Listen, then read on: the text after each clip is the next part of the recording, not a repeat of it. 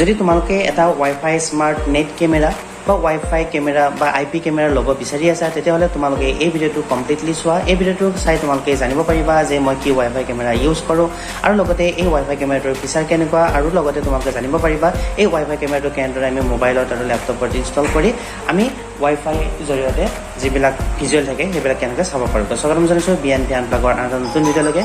বক্সটোৰ ভিতৰত কি আছে সেইটো দেখুৱাৰ আগতে মই এইটো অলপমান ইয়াৰ ফিচাৰখিনি হাইলাইট কৰিব বিচাৰিছোঁ। তো ইয়াত দিয়া আছে যে ইয়াত IR কাৰ্ড ছাপোৰ্ট কৰে, লগতে ৱায়াৰলেছ হয়, লগতে আইফোনত ছাপোৰ্ট কৰিব, লগতে এণ্ড্ৰইডত ছাপোৰ্ট কৰিব, লগতে TF ষ্ট'ৰেজ আছে, মানে আমি যিবিলাক ইয়াত ভিজুৱেল আমাৰ ৰেকৰ্ড হ'ব সেইবিলাক আমি সেই TF ষ্ট'ৰেজত আমি ৰাখিব পাৰোঁ। লগতে এইটো আমি 360 ডিগ্ৰী ৰোটেট কৰিব পাৰোঁ আৰু ইয়াত লগতে 2-way ইণ্টাৰকম ফেচিলিটিটো আছে, মানে আমি যদি মোবাইলত কিবা এটা কওঁ তেতিয়াহ'লে এই ডিভাইচটোত যিটো আমাৰ কেমেৰা আছে সেইটোত শুনা পাব আৰু যদি কেমেৰাটোত যদি আমি কিবা এটা কওঁ তেতিয়াহ'লে আমি মোবাইলত সেইটো শুনা পাম। লগতে ইয়াত দিয়া আছে স্মাৰ্ট ক্লাউড। এই বক্সটোৰ ভিতৰত কি আছিল সেইটো মই এবাৰ দেখাই দিওঁ। তো বক্সটোৰ ভিতৰত এটা এডাপ্টাৰ আছে, এডাপ্টাৰৰ লগত এডাল ভাল কোৱালিটিৰ পাৱাৰ কেবল আছে, লগতে কেমেৰাটো ফিটিং কৰিবৰ কাৰণে কিছুমান পাৰ্ট দিয়া আছে। ৱাল বা তেনেকুৱা যদি আমি ক'ৰবাত ফিটিং কৰিব লাগে তেতিয়াহ'লে আমি এই পাৰ্টবিলাকৰ জৰিয়তে সেইবিলাক ফিটিং কৰিব পাৰোঁ। লগতে কেমেৰাটো দিয়া আছে আৰু কেমেৰাটোৰ লগত ইয়াত এটা ইউজাৰ মেনুৱেলো দিয়া আছে। তো ইউজাৰ মেনুৱেলত কেনেকৈ আমি কেমেৰাটো কম্পিউটাৰ বা মোবাইলত কানেকশ্যন কৰিব পাৰি সেইটো কথা দিয়া আছে, সেইটো মই অলপ দেৰিকৈ দেখাই আছোঁ কেনেকৈ কানেকশ্যন কৰিম। এতিয়া যদি আমি কেমেৰাৰ মেইন ইউনিটটোৰ বিষয়ে অলপমান জানিব চেষ্টা কৰোঁ, ইয়াত দিয়া আছে এটা মাইক আৰু লগতে দিয়া আছে ইয়াত কেমেৰাৰ যিটো লেন্স আছে লেন্সটো আমি এনেকৈ এডজাষ্ট কৰিব পাৰোঁ। ইয়াত এডজাষ্টেবল লেন্স হয় এখন। আৰু তাৰপিছত আমি বেক চাইডে যদি চাওঁ ইয়াত দিয়া আছে এটা স্পীকাৰ আৰু যাতে ৱায়াৰলেছলি আমি কানেকশ্যনটো অলপ দূৰৰ পৰাই কৰিব পাৰোঁ তাৰ কাৰণে ইয়াত দুটা এণ্টেনা দিয়া আছে আৰু তলৰ পিনে দিয়া আছে এটা ৰিছেট বটন। তো ৰিছেট বটনটোৰ ইম্পৰ্টেণ্ট হ'ল যদি আমি কেতিয়াবা পাছৱৰ্ডটো ইয়াৰ পাহৰি থাকোঁ তেতিয়া ৰিছেট বটন আমি ইউজ কৰি কিনে পাছৱৰ্ডটো আমি ৰিছেট কৰিব পাৰোঁ। তাৰ লগতে দিয়া আছে ডিভাইচ IDটো দিয়া আছে ইয়াত। তো ডিভাইচ IDটো যেতিয়া আমি মোবাইলত বা লেপটপত যেতিয়া কানেকশ্যন কৰিম তেতিয়া ডিভাইচ IDটো প্ৰয়োজন হয়। এতিয়া মই দেখাম যে এইটো লেপটপ বা মোবাইলত কেনেদৰে কানেকশ্যনটো এষ্টাব্লিছ কৰিব পাৰি। মোবাইলত যদি কানেকশ্যনটো এষ্টাব্লিছ কৰিব লাগে তেতিয়াহ'লে আমি প্ৰথমতে এই কেমেৰাটোৰ যিটো পাৱাৰ কেবল আছে সেই কেবলডাল আমি ইয়াত লগাব লাগিব আৰু যিটো মেইন চুইচ আছে সেইটো আমি অন কৰিব লাগিব। তাৰপিছত অন কৰাৰ পিছত কিছু সময় লোড হয়। তো লোড হোৱাৰ প্ৰচেছটো মই ইয়াত দেখাই আছোঁ।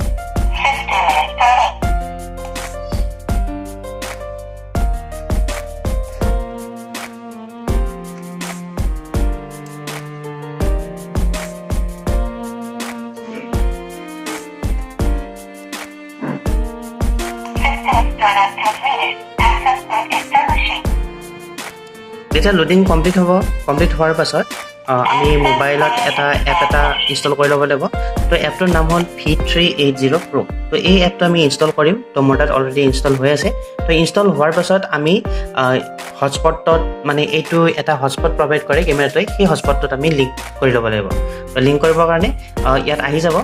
যদি এবাৰত নাহে তেতিয়া আমি এবাৰ এইটো অন অফ কৰি দিম। তো অন অফ কৰি দিয়াৰ পিছত যিটো আমাৰ কেমেৰাটোৰ যিটো হটস্পট লিংক সেই লিংকটো আমি ইয়াত ৱাইফাইৰ জৰিয়তে দেখা পাম। তাৰপিছত যিটো লিংক আমি পাওঁ সেইটোত আমি চিলেক্ট কৰিম।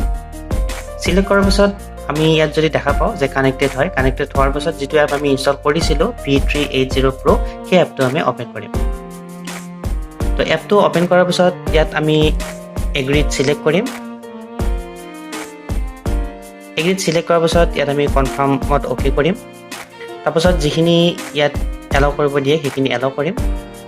এলাউ কৰাৰ পিছত কিছু সময় লোড হ'ব আৰু লোড হোৱাৰ পিছত আমি এপটোৰ অ'পেন কৰিবৰ কাৰণে যিখিনি ষ্টেপ আছে সেইখিনি আমি ফ'ল' কৰিম। তাৰপাছত ইয়াত ট্ৰাই নাও দিয়া আছে, তো ট্ৰাই নাওত আমি চিলেক্ট কৰিম।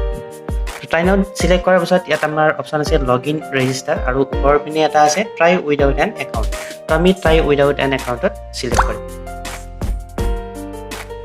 ট্ৰাই উইদাউট এন একাউণ্টত চিলেক্ট কৰাৰ পাছত ইয়াত আহিব যে ৰেজিষ্টাৰ্ড বুলি। তো আমি ৰেজিষ্টাৰ্ডত ক্লিক কৰিব পাৰোঁ আৰু কণ্টিনিউটো ক্লিক কৰিব পাৰোঁ। তো বৰ্তমান মই ইয়াত কণ্টিনিউত চিলেক্ট কৰিম। তো কণ্টিনিউত চিলেক্ট কৰাৰ পাছত ইয়াত আমাৰ এটা অপশ্যন আহিব যে এড ডিভাইচ। তো এড ডিভাইচত আমি চিলেক্ট কৰিম। এড ডিভাইচত চিলেক্ট কৰাৰ পাছত ইয়াত সুধিছে যে allow V380 Pro to take pics and record video। তো আমি ইয়াত চিলেক্ট কৰিব লাগিব এলাউড। তো এলাউড চিলেক্ট কৰাৰ পিছত ইয়াত আহিব এড ডিভাইচ বুলি। তো এড ডিভাইচ কৰিবৰ কাৰণে আমি এইটোৰ বেক চাইডে এটা QR কোড আছে, সেই QR কোডটো এই মোবাইলটোৰে আমি যিটোৰে আমি এড কৰিম সেইটোৰে আমি চিলেক্ট কৰিব লাগিব। QR কোডটো স্কেন কৰাৰ পাছত ইয়াত আমি কনফাৰ্মত চিলেক্ট কৰিম। কনফাৰ্মত চিলেক্ট কৰাৰ পাছত আমি যিটো ডিভাইচ হয় মানে এই ডিভাইচটোত আমি এটা নাম দিব পাৰোঁ তো সেই নামটো আমি ইয়াত মেনুৱেলিও টাইপ কৰিব পাৰোঁ নাইবা ইয়াত আমি চিলেক্ট কৰিব লাগিব যিটো আমি দিব বিচাৰোঁ তো ধৰি মই হোম চিলেক্ট কৰিম তো হোমটো মই ইয়াত চুজ কৰিম তাৰপিছত ক্লিক অন আমি ফিনিছ কৰিম তাৰপিছত এখন কাৰ্ড জেনেৰেট হয় তো এই কাৰ্ডখন আমি ছেভ কৰি ৰাখিব পাৰোঁ ছেভ কৰাৰ সুবিধাটো হ'ব যদি কিবা কাৰণত পাছলৈকে ইয়াত থকা কোডটো আমাৰ মোচা যায় তেতিয়াহ'লে এই কাৰ্ডখন আমি স্কেন কৰিও এইটো আমি কানেকশ্যনটো এষ্টাব্লিছ কৰিব পাৰিম তো এইটো বৰ্তমান ছেভ কৰি ৰাখোঁ ডিভাইচটো এড হোৱাৰ পাছত মেনু অপশ্যনত চিলেক্ট কৰিম মেনু অপশ্যনত চিলেক্ট কৰাৰ পাছত ইয়াত ছেটিঙত চিলেক্ট কৰিম চিলেক্ট কৰাৰ পাছত ইয়াত আমাক দিব ক'ব এডমিন আৰু পাছৱৰ্ড তো এডমিনটো আমি চেঞ্জ কৰিব নালাগে কিন্তু পাছৱৰ্ডটো যিটো দিয়া আছিল সেইটো আমি ইয়াত দিব লাগিব তো নৰ্মেলি পাছৱৰ্ডটো 123456 হয় যিটো ডিফল্ট পাছৱৰ্ড কিন্তু মই ইয়াত অলৰেডি পাছৱৰ্ডটো জেনেৰেট কৰিছোঁ তো মই সেই জেনেৰেট কৰা পাছৱৰ্ডটো ইয়াত টাইপ কৰিম যদি তোমালোকে জেনেৰেট কৰা নাই পাছৱৰ্ডটো তেতিয়াহ'লে তোমালোকে 123456 দি দিবা সেইটো পাছৱৰ্ড দিয়াৰ পিছত ইয়াত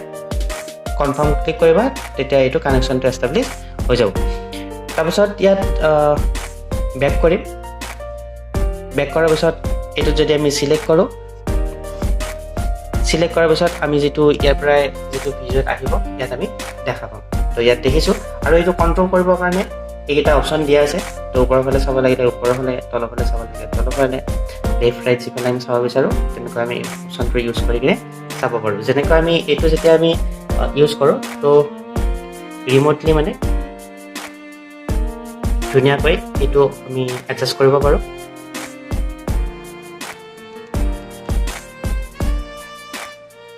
আৰু ইয়াৰ যদি সাউণ্ড কোৱালিটিটো আমি চেক কৰিব লাগে জাষ্ট ইয়াত এবাৰ চিলেক্ট কৰিম হেল্ল' তো ইয়াত মানে যেতিয়া আমি মোবাইলত যেতিয়া আমি কথা ক'ম তেতিয়া মানে এইটোতো সেইটো চাউণ্ড বাঢ়ি যাব আৰু যদি এইটো অপশ্যন নালাগে তেতিয়া আমি এইটো ক্ল'জ কৰি দিম আৰু যদি কোৱালিটিটো চেঞ্জ কৰিব লাগে তো এতিয়া HD হৈ আছে যদি HD লাগে তেতিয়া আমি HD চিলেক্ট কৰিম তো কোৱালিটিটো আমি HD পাম আৰু যদি অলপমান জুম ইন জুম আউট কৰিব লাগে তেতিয়াহ'লে আমি ইয়াত জুম ইন জুম আউট কৰাৰ সুবিধাটো পাওঁ এনেকৈ আমি জুম ইন জুম আউট কৰিব পাৰোঁ